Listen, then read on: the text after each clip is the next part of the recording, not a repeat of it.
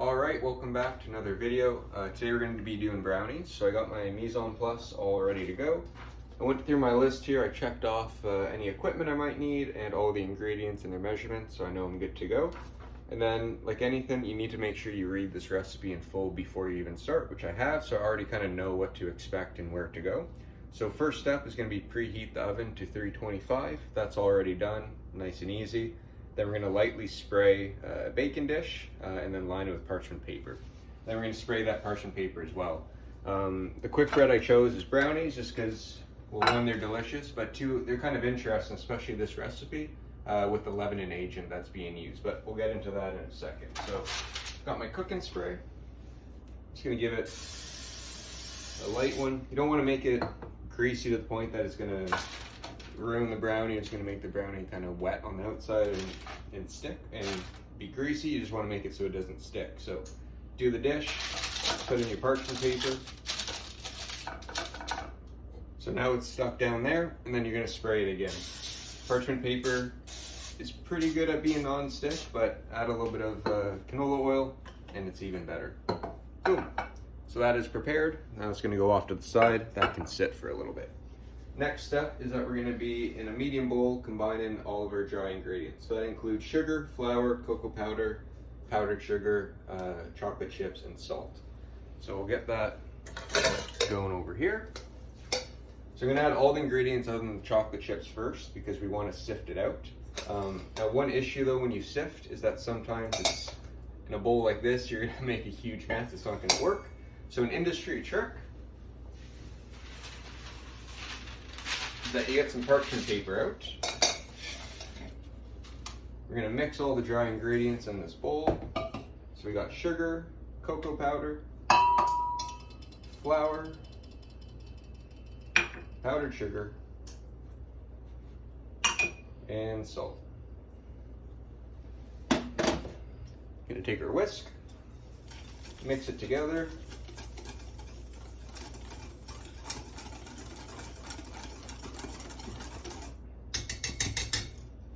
Off to the side. So if you look in here, it looks pretty good, but if we're doing restaurant quality food, we definitely want to make sure that we don't have any small lumps inside of it.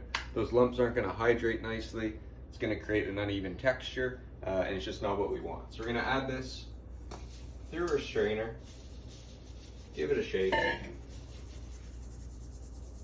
If the camera wants to come here real quick, you can see right there, all those clumps, it's mainly powdered sugar. That would probably ruin, in my opinion, a good brownie. So you keep shaking, it's going to break up against itself.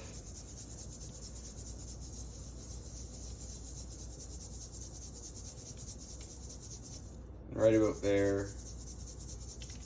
That's about all we're going to get. The rest doesn't matter too much. You're going to pinch these sides and pop our dry mix back into the bowl.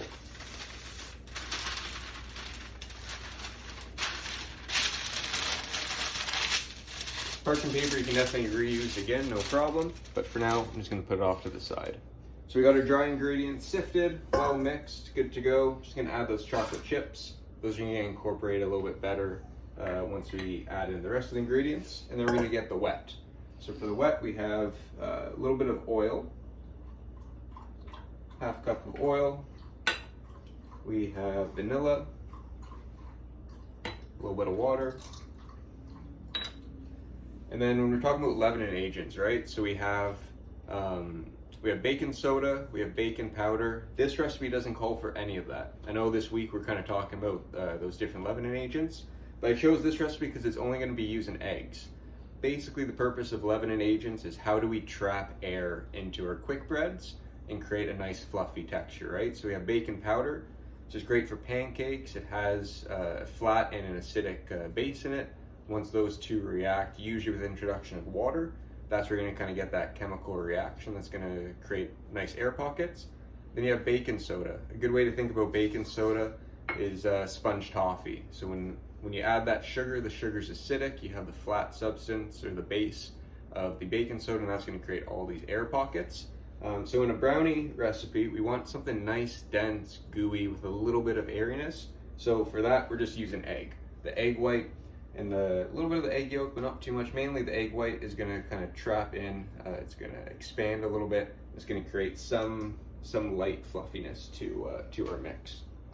So we have our wet ingredients. We're just gonna incorporate it. We're not trying to whip any air into it, but we just want to make a nice even mixture. Perfect. And then back to the list, because it always is good to read back over. We're going to sprinkle is an interesting word in a recipe, the dry mix over the wet mix and stir until just combined. So again, when we're making quick breads, we want light, fluffy, airy. We're not looking for doughy or stretchy or gluten-y, right? So that's what we're going to do for bread when we want a lot of structure. But for a brownie, it's going to ruin it. It's going to make it super tough. So we have the wet ingredients here. I'm just going to, as the recipe says, sprinkle, but I would just say pour in some of it. Or all of it. And then I like to do a folding technique. So I'm going to take my spatula, I'm going to get under it, and I'm going to lift up and flip over. It'll make sense once I do it, but if you just kind of get in here and mix really aggressively, again, you might develop gluten. So we're going to do a nice fold technique. So just to get it started, you can mix it. It's going to take a little bit longer doing it this way, but you're going to get a nice even texture. You're going to slowly incorporate everything. You're going to make sure that you don't have any pockets of dry mix. And again, it's brownie, so it's going to be a pretty dense batter. Right there, we're already pretty close. Again, scraping down the sides of the bowl. A little bit of oil so it glistens, but if there's too much oil, it's going to look nice and greasy. It might even be split looking, but this guy's coming in together. I like to just kind of smooth it out with my spatula, make sure there's no pockets of dry mix. It's looking good. And right there, I don't know, maybe 20 seconds in, our mix is done. I'm not going to mess with it anymore. If I do any more, it might get tough. It might make a bad brownie. So we got our pan. Pop it over here. We're going to scrape all this goodness out. Now, some people like raw cookie dough, raw brownie mix. People think it's because the egg that you don't want to do it. Honestly, you'd probably be fine with the egg. The biggest issue is the flour. Raw flour can cause a lot of foodborne illness, so we just want to make sure that we don't do that. You can usually see it on the side of like pre-made cookie dough or anything like that. They go, hey, don't eat this. And if it does say that it's edible, usually it's because they cooked that flour ahead of time. So just something to keep in mind. Scrape those out. And then as per the recipe as well, we have a nice little flat spatula. You can scrape off that extra batter. And here we're just gonna get it nice and flat. Maybe an inch or so. Now this recipe, it goes in the oven at 325 degrees Fahrenheit for about 45 minutes. It's probably pretty right, but every oven's different, right? So I'm gonna check this in about 30 minutes, and then I'll kind of use my judgment call, see if I'm gonna do it for another 15, maybe it only needs 5 minutes, maybe it needs 20, right? Every oven's different, they all work at different temps. So we got this guy here, gonna come over to the oven. Now, especially in a classroom, if I'm at home, I might do something differently, but we're gonna add oven mitts on, so that way when we're adding this in, we're not gonna touch the bars. Again, it's just another level of kitchen safety. We're gonna lower this down, bottom middle rack, right in the center, close it out, pop your timer on. I'm gonna do 30 minutes, keeping in mind that it's called for 45, but I'm gonna check it in 30, and we'll see you at 30 minutes.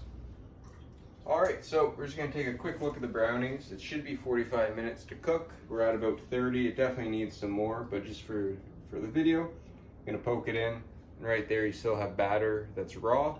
No worries, it just means the recipe is correct. Thank goodness. You're gonna pop it in 15 more minutes, and then we'll see you then. All right, so I just used my oven mitts, kitchen safety, to take the brownies out of the oven. And the other thing that people always forget is to turn off the oven. Done. That is now safe. It's dealt with. We're good to go. Take a look at the brownies now. So toothpick, poke in the middle. Not going to poke in the exact same spot, but pretty close. Pull it out. And right there, this is the fun part about chocolate stuff. There's crumbs on it. There's a little bit of chocolate melted on, but it's not batter like what we saw before. If you look at this guy, this is undercooked. This is ooey gooey delicious. So I think we're good to go. Also, if we take a look at it, it's coming off. It's not stuck in any which way, shape, or form. So I'm gonna let this cool down for, I don't know, 10-15 minutes, then transfer to a wire rack, let it cool down completely, cut it up, and we're gonna have a great little dessert tonight. So that's it for brownies. Thank you so much, and have a great day.